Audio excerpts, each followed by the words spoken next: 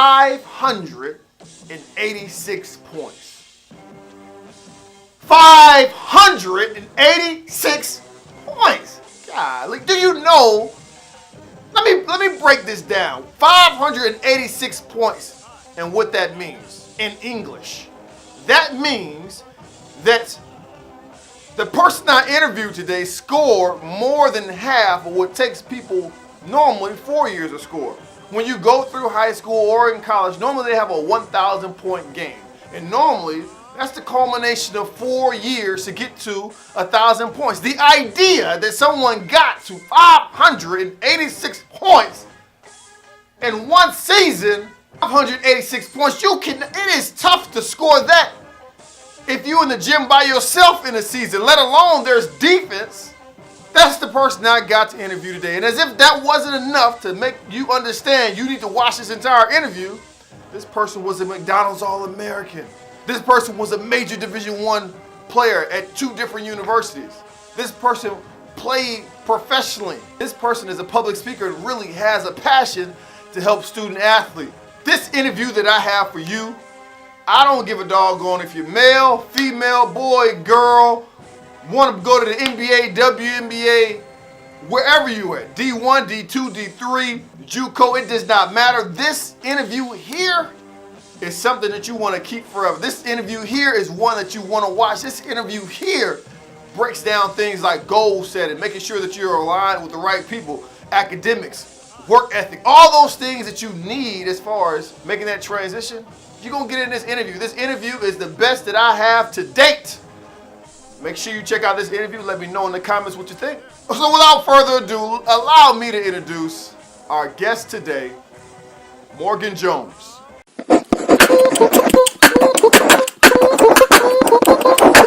Hoop loudy.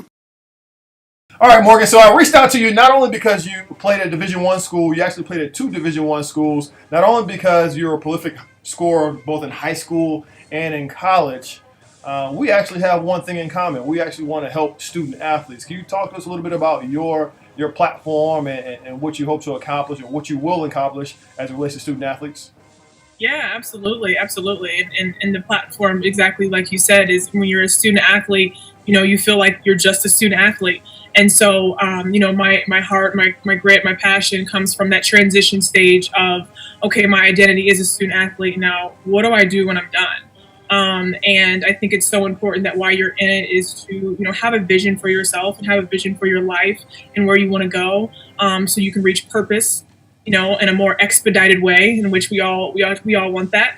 And then at the end, just being able to go stick with them exactly where they're at, and let's make some goals and let's put down, start to form some better habits and make some better choices in order to get to that vision. Why is it that you're even passionate about this? Do you have people in your corner that facilitated this when you were coming up? Why are you so passionate about this? I think that was a part of my journey that I was on myself, and I struggled with that identity piece when I was done playing, and I struggled with defining who I was in college, and I thought I knew it all. I thought I had it. I thought I was like, no, I'm Morgan Jones. I'm the basketball player, and this is what I do. And then when that all stopped, I struggled with that piece. And so really and truly, I think it's just a really hard transition for a lot of athletes to go through, and I really just want to help in any way I can. Let's take it to the very beginning. Talk to us a little bit about how you started playing basketball. Who introduced you to the game of basketball? I started playing basketball in the YMCA when I was little, probably like a lot of us, in leagues and things like that. So yeah, I played with boys on a co-ed team in YMCA. I was a little girl, just having fun. My parents brought me to a basketball practice, and I started playing. Morgan, so you talked to us about being 6 foot and playing the guard position. That's not normal. Right. So how did you get the opportunity to even play guard? Because normally that's a position that you're playing forward or center. When I was growing up, I always played with older girls, and so we had a post player, we had a post presence, and so therefore it made me have to be the guard. And the coaches that I did play for, which were my parents, were huge advocates on getting the ball off the rim and pushing up the court. And so with that's where I developed my vision for the court, and then my passing ability and my handles. Going through that maturation process, were you ever upset about having to play guard? Did you ever say, no, I want to play on the block? Because some people may look at it. Some people look at, being on the block is easier. Yeah. because there's less things to remember as far as plays and less ball handling and things like that. Did you ever want to be down there instead of playing in the guard as a kid? No, I actually hated being in the post. Okay. So no, I love the ball in my hand. I love to make decisions. I love to see the floor, and I'm the type of player that I love the assist. I'm not so much the person that wants to shoot the ball. I love knocking someone off for an open layup or a 3-point shot. They say they work hard in high school. They say they're grinding 24/7. They eat, sleep, drink, basketball, yada, yada, yada. But I don't feel as though that hard work means the same thing from person to person. Give us an idea of what hard work meant to you when you were in high school, making that transition to college, both athletically and academically. Yeah, I think for one, I think it's being effective in whatever you're doing. So, right, it's not about how much time you spend. It's what you do when you're in there. And so I think the idea is like, oh, I'm in the gym all day, so I'm grinding and I'm working hard, I'm getting better. But actually, that's not necessarily true. It's whatever hour and a half, 30 minutes that you are in the gym, it's that focused time to get better and to work hard. And that's the same thing in the games, right? You can, go to practice and practice for 4 hours, but the game is really only 2 hours. So you have to figure out how to be efficient within a certain amount of time. And that's the same thing that translates over into other aspects of your life and when you're done with sport as well. Is like, how can you be the most efficient given what you've been given? Mm. So as far as working hard, it showed to be true that you had a pretty impressive scoring accolade, and that is 586 points in one season, which is pretty remarkable when you think about the context of it all. When you think about people normally have a 1,000-point game their senior year, that means that's 4 years of adding up to get 1,000 points. The idea that you scored more than half of that in one season is pretty impressive. Talk to us a little bit about that accolade and how that even happened. Yeah, I think it happened because I wasn't trying to make it happen. I was just playing basketball. That wasn't something that has ever been on my goals list, is to score a certain amount of points or, be the leading scorer for my school or whatever the case may be. And that very well might be someone else's goal. It just wasn't mine. But I just enjoyed getting out there and like playing with my team and the team camaraderie part of it. I loved the people that I was playing with, and I just allowed the game to flow through me. And in doing that, I ended up with 586 points. Yeah. Okay. When was it that you actually realized that you could play at an elite level? Like, all of us think that we can play at elite level because we work hard. Or, there's that word again, working hard.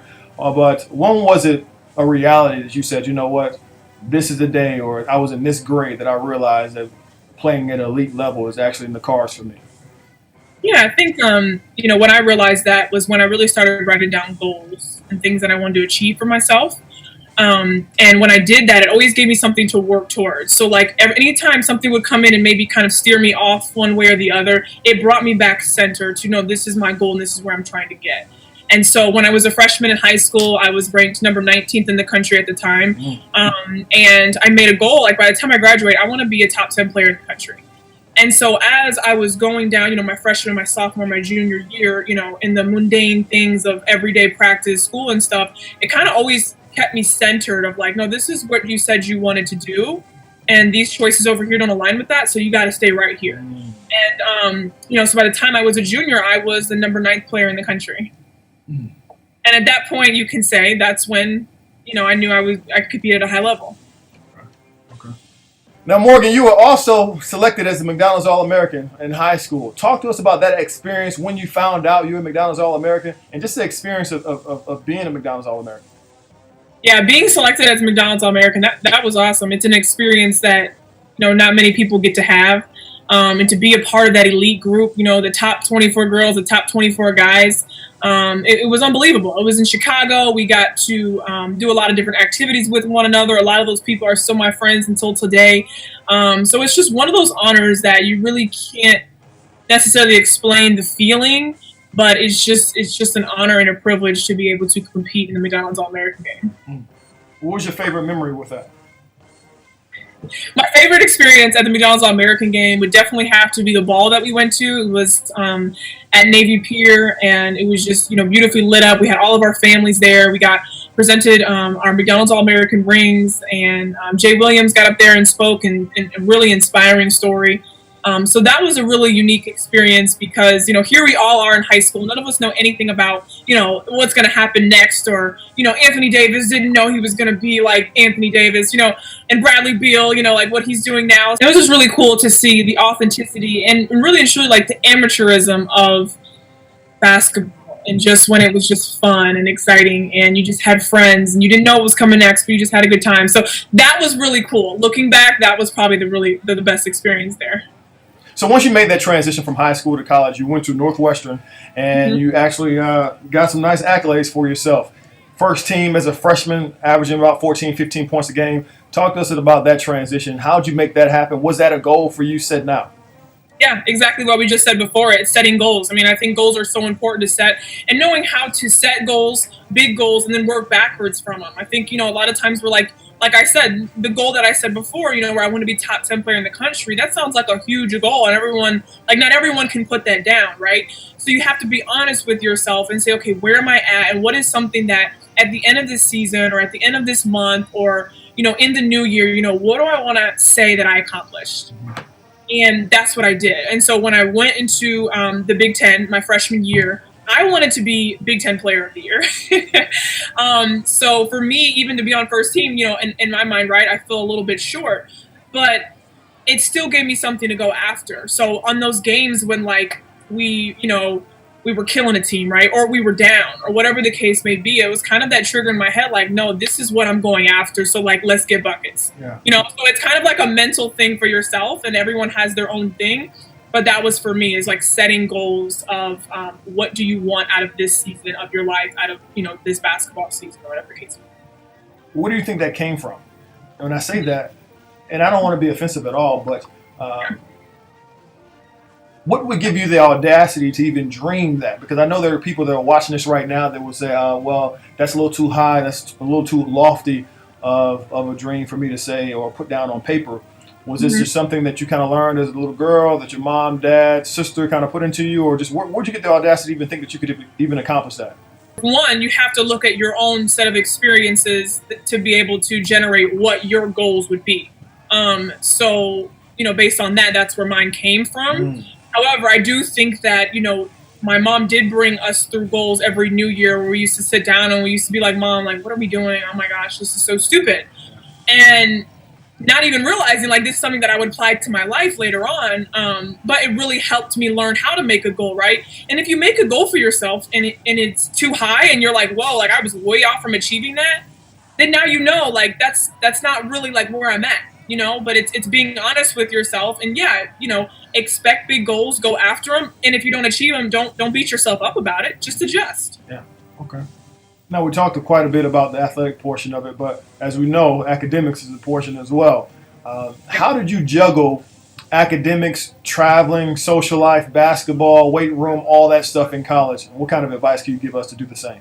And you have to prioritize what's important to you.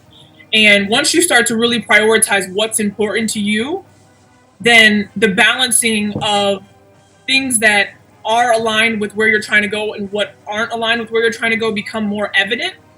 So when you have your free time, right, you have the time where you're supposed to be working academics, or you have an assignment due, or you have practice, or you have space to, go get extra shots up. When you have your priorities in order, then that becomes a lot more clear of what should I do. But when your priorities aren't in order, then you're right. You get influenced by things that aren't aligned with where you're trying to go.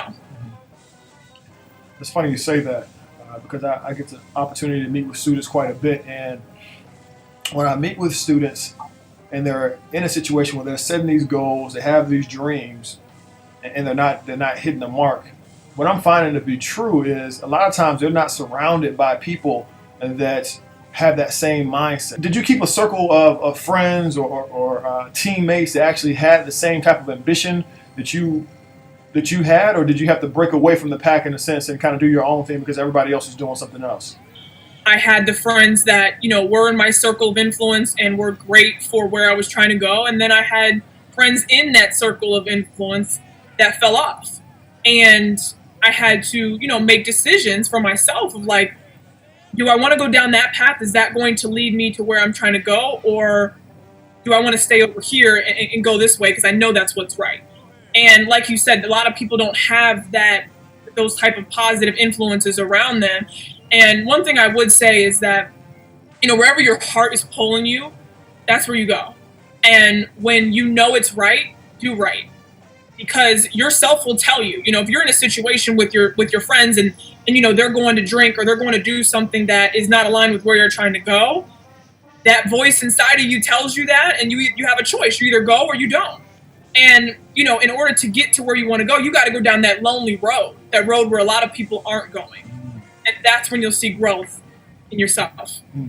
That's funny because, anytime you have a goal, to think that you're going to be accompanied by everybody on that goal is kind of crazy. Even as it relates to what we're doing here with student athletes, like there are tons of things that you and I both do that it's lonely. It's not that someone's going to hold your hand or people are going to be your hype man about it. Like you just got to go down that road yourself. Wouldn't you agree? Absolutely. Absolutely. And then when you're doing that, honestly, embrace it. Embrace the fact that you're the one that's making the harder decisions. You're not the one that's going to the party. You're not the one that's drinking and smoking behind the school. You got to embrace that because that means you're going to another level and you're on another level. Trust that. So you started off at Northwestern, and I bring this up because there's a bit of a double standard here, and I want to kind of free this up as it relates to student athletes that may be going through the same situation. The double standard is a coach can coach at multiple different universities, and no one ever says this person's not being loyal or this person's not being family oriented or yada yada yada. But when it comes to a player going through that same process and that person's not loyal, that person's not looking out for the family, and that person is selfish. You made that transition from Northwestern to Florida State. I guess my question would be, how did you make that transition, and did you receive any negative flack for doing so, and how did you navigate through that? Yeah, when transferring from Northwestern to Florida State, it was a difficult decision. The Northwestern coach, he's awesome. He's a great guy, and me leaving adjusted a lot of his recruiting and things like that. But when it comes to making that decision, again, it comes back to making sure that it's your decision, and that if any outwardly influences are trying to tell you what to do, you need to keep those ones out, because it really is a decision. When you look in the mirror and you say, "This is what I want," does this university or does this school provide that? That's the decision that you have to decipher between. And so it's saying, what do I want differently that I'm not getting here? And then evaluating, is it me that's not manifesting what I think can happen here, or is it really because it's not happening? Because it's two different things. You tell your mind, I'm not playing because the coach doesn't like me. No, it's not that the coach doesn't like you. It's not that. Maybe your shooting percentage is low. Maybe you're just not what they thought you were. Whatever it may be, make sure that it's not something that is ego driven. It's truly because you're subjectively looking at it and saying, this is just not the right place for me. Have you ever went through that process? You kind of talked about it just now as far as not getting playing time. Have you always been the person that was picked to do well on all these teams, or did you ever have to go through any type of transition that was tough and actually had to stick it out and be on the bench for a while? Yeah, absolutely did. One, going from Northwestern to Florida State, you have to sit out a year. So I had a sit out year where all I could practice and I couldn't play. So that was tough. But I wouldn't say it was as tough as what I experienced at Florida State. Towards the end of every season, I would start 70% of the season, and then I would not play as much at the end of the season. And that was a really hard thing for me because I struggled with, what I was being told and then what was actually happening. And I was conflicted in, am I a good enough player to do this? Am I not? What's wrong? Why was it going so good now and it's not? So that's kind of the identity piece where you get very uncertain with yourself and you start to be like, oh my gosh, this sport is me and it's going away. Now what do I do? And it's difficult. It's hard. And at the end of the day, I like to tell the people that I mentor that it is a business at the end of the day. And the coach, it's nothing personal, but the coach's job is to win basketball games. And if they don't feel as though you can contribute to winning the basketball game, you're not going to play. It's not because they don't like your hair, or they don't like because you're this, that, and that. It's literally because they just want to put the people out there that they think are going to help them win the game. Who'd you rely on throughout that process? Was it your parents? Was it your sister? Like when you were having a bad game, when you weren't performing the best that you could perform, who were the people that you called and kind of and got realigned and refocused to go through some adversity in college? Yeah, absolutely. I would say my parents definitely have always been there. They've always showed up, and they were there for me, whether I was playing or I wasn't playing, going through, good and bad. And so they have consistently been there. But I've also had mentors that have been crucial in my success and where I've gone and how I've gotten to the point in which I've gotten to, and which helped me look at things with a bigger lens. And that is the importance of having mentors and people outside of just your family, is they're able to offer more perspective and insight on what you might be going through. But a big piece of that is some people aren't eligible to be mentored. Some people may just want to say what you want to hear, and Morgan, you need to shoot more. That's what you need to do, or this or that. What made those individuals that you deemed as mentors worth them occupying that title? Well, and because I asked that question because there were people that are watching this that need mentors. What should they be looking for in a mentor? Yeah, I think what you should be looking for in a mentor is someone that's able to take you, like, whatever your issue is, they're able to pull you out of that issue and make you look back on the situation. Because a lot of the times it's us in the situation, and we don't realize that, like, we're actually creating our reality, and it's a lot bigger than what we see. And so if your mentor is not, telling you exactly what you're going through and maybe how it relates to real life, how it relates to the future, what you're developing within yourself while you're going through that adversity, then that's probably not the best mentor for you. And that's that's the luxury that I had, was having mentors that not only have, achieved, really, really great things on a very high level, but also were able to say, take whatever I was bringing to them on the surface, like I'm not shooting well enough or my coach doesn't like me, and literally pull me out of that and say, well, why don't you look at it this way? If you're forward thinking, if you're positive, if you are glass half full type of person, then you live a life that says, I don't have any regrets. Everything is a life lesson, and I get that. But if you did have a regret as far as your student athlete process, whether it be in high school and college, what would that regret be, and what advice would you give for those that may be going through the same thing right now to get through it? Yeah, I would say one of my regrets in my process of being a student athlete would probably be not really taking advantage of the resources that were in front of me. And being that I went to Florida State or essentially any school, they are there to assist you in your process and get you to the next level. But they're not going to come after you begging you to want more out of your life. You have to want more. And so I think in college, you're distracted by a lot of different things. And even high school, you're distracted. There's a lot of other things going on. But there are the resources there in order for you to be more prepared when your sport is over. And so that's one thing that I wish I would have done. I tried my best, at least I thought I was trying, but I left there without a plan. And so I guess I didn't do good enough. What are some of those resources that you're talking about? Yeah, when I refer to resources, what I mean is there is, your academic department is to help the full holistic approach to an athlete, right? Not just your physical part, but like what happens in the classroom and beyond. In the academic program, they have resources there to help you build your resume. What's a cover letter? How do you send it out appropriately? How do you follow up appropriately? What are different tactics that you can use in order to get in front of the employer that you futurely want to be employed by? And so I just think the resources are there. And specifically speaking on Florida State, I mean, we were we won a national championship. So all the media outlets were coming through, Florida State. And I wish I would have networked a little bit better and really valued the relationships that I was able to have, just really maximizing that resource and building that relationship. So when I was done, I was able to go back. You mentioned having a plan. It reminded me of one of my favorite quotes by Mike Tyson. He says that everybody has a plan until they get punched in the face or punched in the mouth.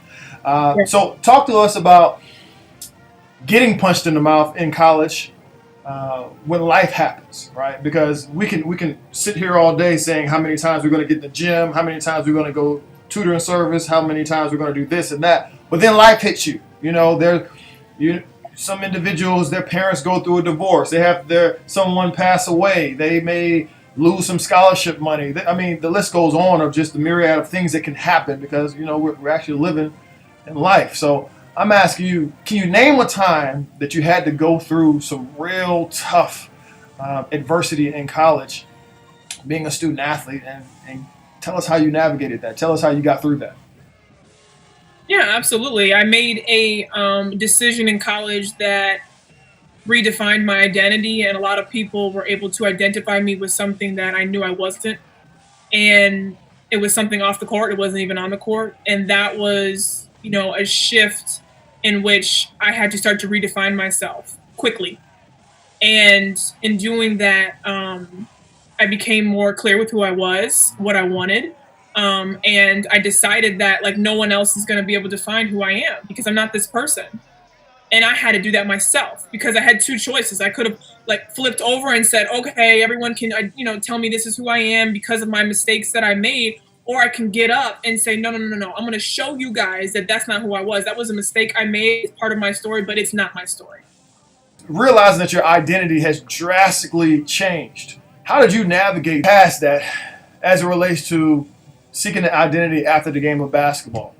Yeah, I think with the identity piece, it's about identifying that you are losing a piece of your identity, because you've been playing this sport for so long, and it's been your everyday grind, every day, your friendships, everything.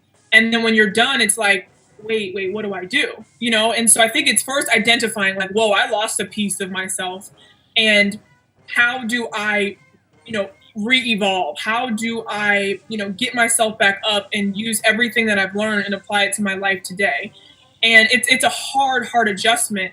But I think if you push down, you double down on who you are and what you stand for, your morals and values, I think that transition's a little bit more smooth. But when you truly don't know who you are outside of the game of basketball, you're going to struggle with that transition. So you have to start to generate a vision for yourself outside of the sport, because no matter what level you're on, it's going to come to an end at some point. So you need to be prepared. What do you say to the student athletes that I come in contact with that say, I am basketball? That's all I want to do. I ask them what they want to do in life, and it's just centered around sports. What do you say to those people? Well, I'm pretty sure what you say to them is you kind of grin and laugh at them like, okay, all right, holler at me in 10, 15 years, or when you come across your first injury. So, people that say that, it's to me, it's just a lack of experience. And no offense to anyone watching that is basketball is you, because it's not you. It's not who you are. Okay. What you do, it's not who you are. And it's important to continue to evolve in your life, because if you look at your life, right, you have, maybe 60, 70 years if you're fortunate to live. And basketball, you played from when you were 4 to maybe till you're 22. Okay. That's a little portion of your life. Okay. When you think about it as a little portion of your life. So what are you going to do with the rest of your life? That's what you need to figure out. That's the constant. Let's dive into it. I need to really understand who I am so that I can go ahead and fulfill my purpose in this world. What does the world need from me? Right? What does the world need from me? What can I offer the world? And then how can I make money doing it? Morgan, thank you so much for carving out time to meet with us today. We learned quite a bit from you. We learned about even from your humble beginnings of when you got started, and really goal setting, really having laser-like focus to detail to realize what you want to do and what you want to become, and surrounding yourself by those individuals that have like-minded energy. We learned about being able to go through criticism, going through criticism from changing schools, but still having that laser focus to get things done. And also talking about academics and how to juggle it all, being a student athlete in college and high school, and still being successful in that realm as well. So I'm going to kick it back over to you. Morgan, give us a little bit of advice as far as what we can use in the future throughout this student athlete process that's worked for you. One thing you can always take with you, no matter if you're playing basketball, you're not playing basketball, you're hurt, you're in your corporate job years down the road, is you be you, which is understand who you are, believe in yourself, and stay unique. And if I were to leave you guys with a quote, it would be, it's not who you want to be, it's who you're going to choose to be. And just remember, you're on this journey. There's going to be a lot of choices that you're going to have to make along the way. We talked about this earlier. Let's go the hard road. Let's go the uncomfortable road so we can grow. All right? You guys can find me on social media at morganjones_MJ on Instagram. And then my website and everything will be coming out really soon. I look forward to working with you guys and speaking with you guys in the future. And whatever you do, graduate at the top of your class. Hoop latte.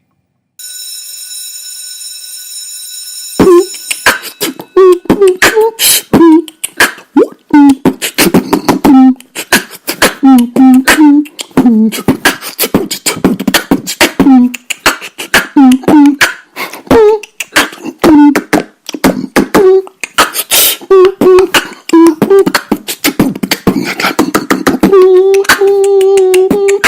loud.